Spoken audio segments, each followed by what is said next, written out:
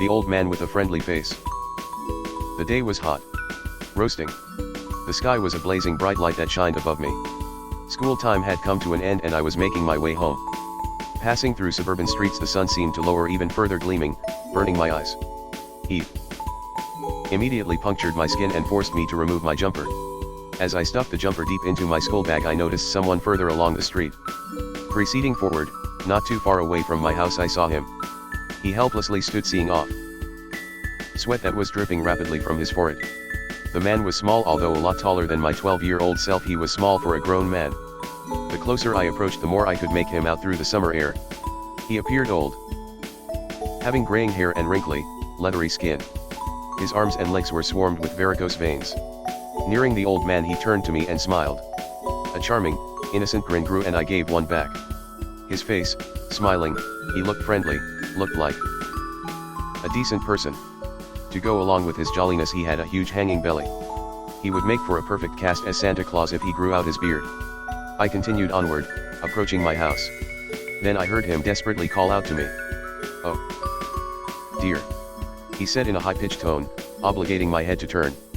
"So sorry to bother, but can you help an old-timer out?" "Okay, what do?" Before I could even finish my sentence, the old man interrupted. "You see, I've managed to drop my only screwdriver down there and I don't have the back in me anymore to reach down and grab it. Do you mind, dear?"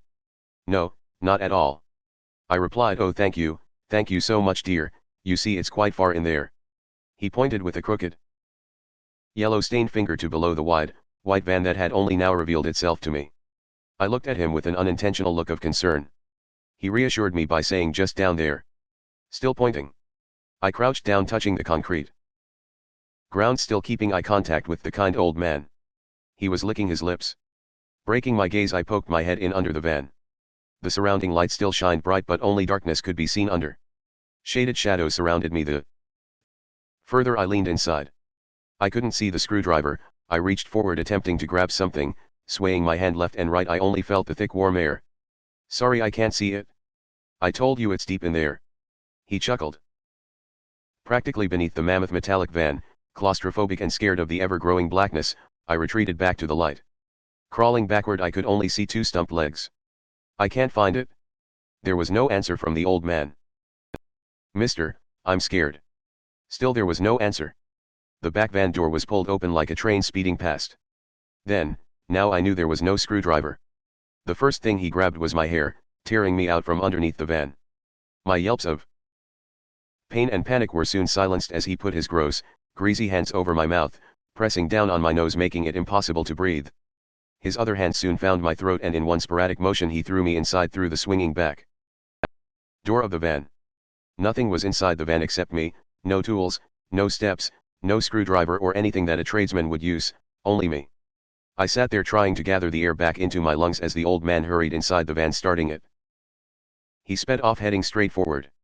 For a mere moment reality stood still. I honestly had an outer-body experience commencing with myself. "Linda, he's taking you away from your family. Linda, he's going to hurt you.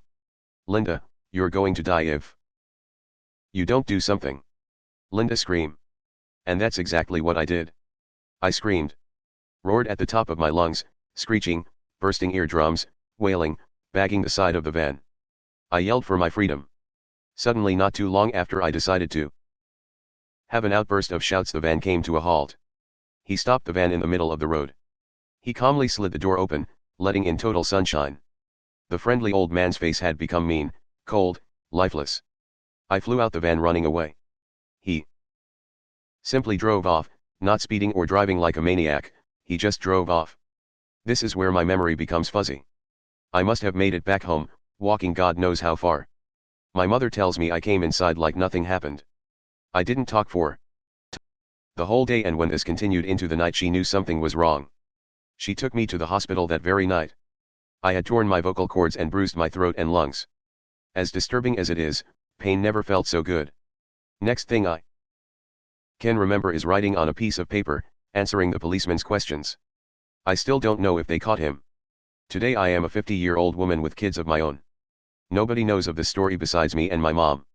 I felt like if I shared this, or for better put it out into the world, it would take the stain, this heavy weight of me.